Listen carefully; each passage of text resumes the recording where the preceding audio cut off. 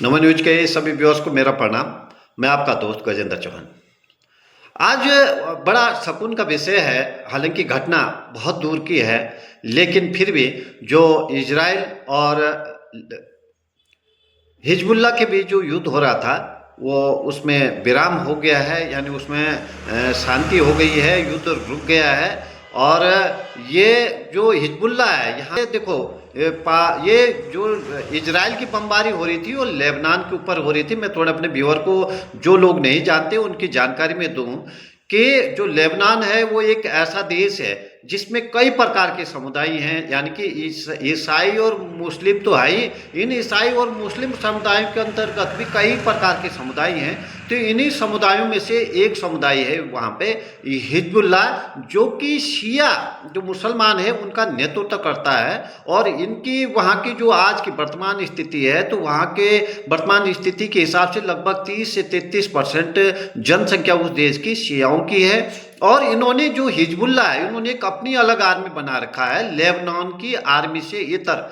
तो जो हिजबुल्लाह है वो लेबनान की जो गवर्नमेंट है, जो वहाँ की आर्मी है, उससे बड़ी आर्मी हिजबुल्लाह की है। और हिजबुल्लाह लगातार इजराइल पे जो अटैक करता रहता है, रॉकेट दागता रहता है। ये देखो आप, वहाँ पे दो लड़ाई है, एक हमास और इजराइल के बीच। हमास कहाँ नेतृत्व करता है, हमास कहाँ पे कब्जा किए बैठा है, वो फिलिस्तीन के गाजा पट्टी एरिया में। और फिलिस्तीन दो भागों में बंटा है, एक है वेस्ट बैंक यानी कि पश्चिमी किनारा, और एक है गाजा स्ट्रिप यानी गाजा पट्टी। तो गाजा पट्टी पे है हमास का कब्जा, और जो वेस्ट बैंक है वहाँ है जो फिलिस्तीन अथॉरिटी है, जो मान्यता प्राप्त गवर्नमेंट है फिलिस्तीन की, उसका कब्जा। तो ये आपको बता दूं, तो जो हमास है वो भी इजराइल से पंगा लेता रहता है, रॉकेट दागता रहता है। तो जो गाजा पट्टी है वहाँ युद्ध विराम नहीं हुआ। युद्ध विराम अभी हुआ है केवल लेबनान के साथ हुआ, यानी कि हिजबुल्लाह के साथ हुआ।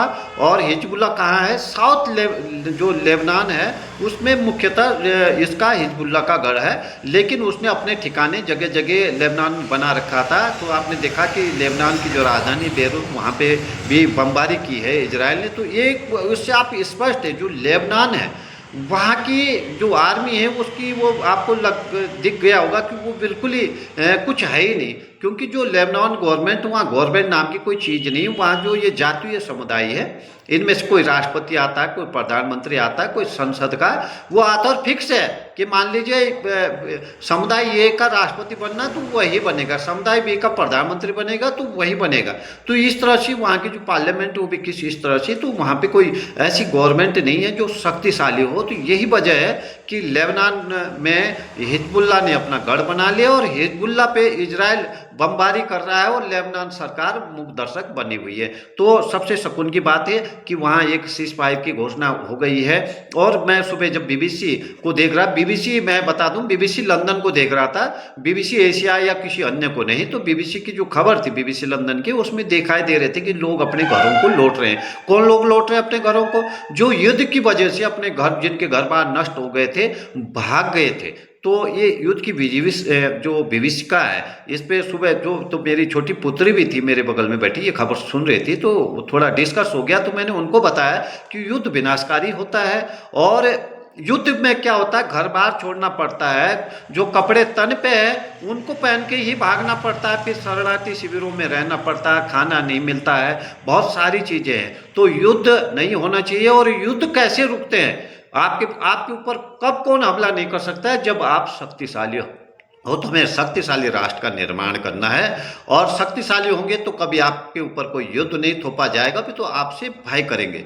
दूसरी बात है कि जो ये नरसंहार हो रहा है, चाहे वो लेबनान में हो रहा है, चाहे वेस्ट बैंक या गाजा पट्टी में हो रहा है, देखिए हम लोग क्या है कि जो वहाँ मर रहे हैं लोग, उनके प्रति दया भाव भी हिंदू और मुसलमान के नज़रे से देख रहे हैं। तो ये मैं बता दूं कि हिंदू मुसलमान का नजरिया क्यों बन गया हमारा उस एरिया के प्रति, वो इसलिए बना कि जो इजराइल नामक देश है, 1991 से पूर्व भारत सरकार उसे मान्यता ही नहीं देती थी कि वो एक राष्ट्र है। क्यों नहीं देती थी? क्योंकि भारत में जो तत्कालीन जो सरकारें थी, उनका मानना था कि उन्हें मुसलमान वोट नहीं देंगे।